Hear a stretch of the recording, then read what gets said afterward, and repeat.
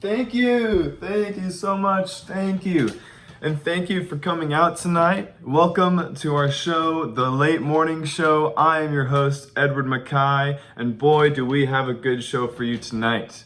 We have a special guest who recently wrote The Big Picture, or not so recently. He is an author at heart. He is a teacher, a principal, and forever a kid. John Dewey reincarnate. Please give a warm welcome to Dennis Littky. Yes, thank you for having me tonight. So Dennis, in the big picture, you've subtitled it, Education is Everyone's Business. Can you tell us a little bit about the big picture? Of course. So when I set out to write the big picture, I wanted to ask the big questions. Like, what is the purpose of education? And what do we want our kids to grow up to be? And then go one level deeper and ask, how do we do that? Wonderful, wonderful. Well, Dennis, before we get ahead of ourselves, I have a question, and the people in the audience have a question. We've heard that the big picture has a counterpart in Dr. K's seminar on curriculum. And we've heard that it's a match made in heaven. We've heard it's a meeting of the minds, star-crossed lovers. What's your opinion on this? Yes, a very interesting question indeed. Now, I would like to come out first and say, indeed, the big picture does go hand in hand with Dr. K's seminar on curriculum. And let me tell you how. First and foremost, the students in Dr. K's course actually read the text Understanding by Design by Wiggins. And in this text, they walk through backward design. Now, backward design is a three-step process. The first stage, a teacher will identify desired results. Stage 2, they will determine acceptable evidence, such as assessment. So when a student is taking an assessment, they can recognize whether or not they have achieved that stage 1 desired predetermined results. And stage 3 is planning learning experiences and activities. So it is actually backward from the normal way of designing curriculum. That is good stuff. So Dennis, how does this relate to your text, The Big Picture? Ah, yes, indeed. You see, the big picture actually takes backward design one step farther. So in stage 1, we are indeed identifying the desired results at the beginning. However, those desired results, we are looking at them for each individual student. You see, I started a school called the Met in Rhode Island, and at that school we have a saying, one kid at a time. Now, with this saying, what we are doing is we are treating each student as an individual. Now, when we consider each student as an individual, we are recognizing that each student has a desire, and they have passions, and they have things that they want to learn. Therefore, by beginning with what they want to learn, we begin at the beginning and understand first what the desired results are for each student. This is the idea that we cover depth rather than breadth when it comes to our students. Wait, Dennis, you're telling us that your students choose specifically what they want to study. When do they have the time to cover math or science or English language arts, or what if they never choose to study that subject at all? Yes. Excellent question, Edward, and one we had to ask ourselves as well.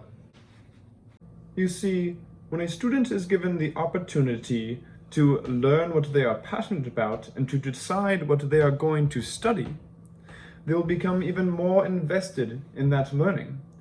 And during that learning of whatever topic they choose, they will also be being engaged in math, sciences, history, English language arts.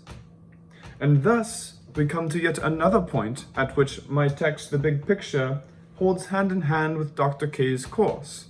Here, it is the ABCs, affective, behavioral, and cognitive.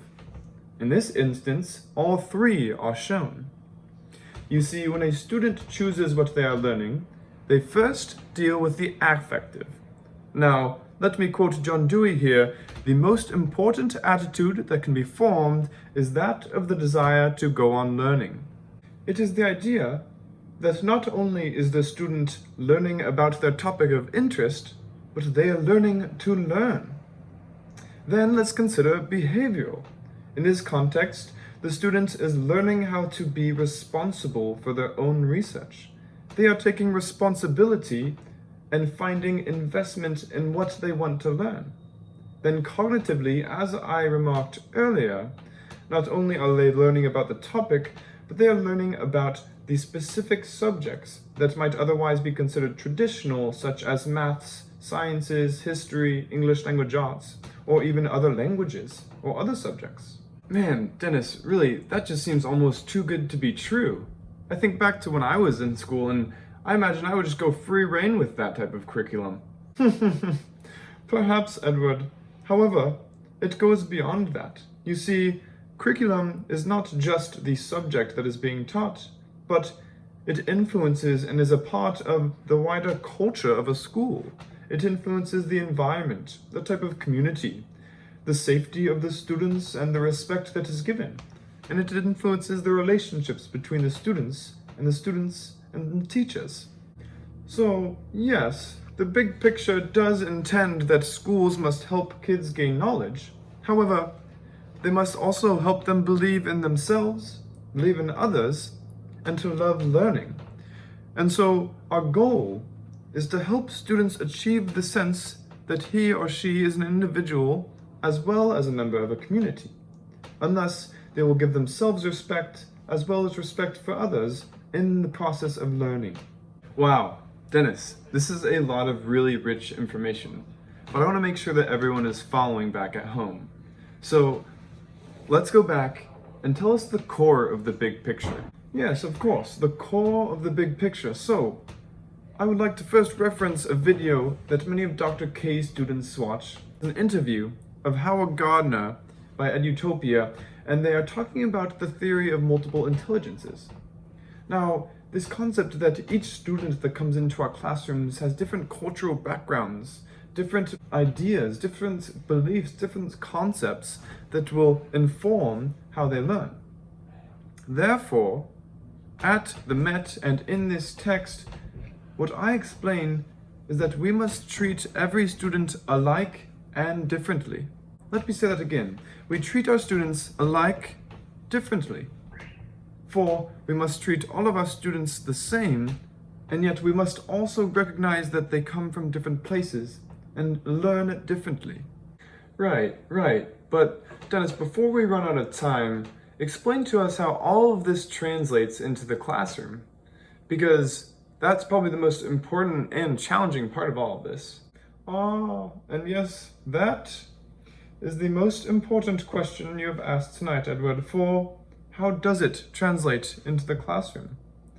And it does so in a wide variety of ways, which is why you should read the big picture. But to name a few, it includes student internships, it includes real-world experiences, group and team projects, project-based learning, and ultimately assessment.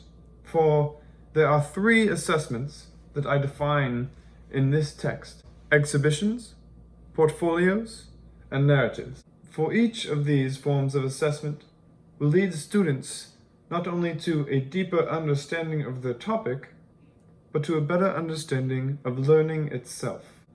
And there you have it. Thank you so much, Dennis Littky, for coming on the Late Morning Show today. We'll see you next time.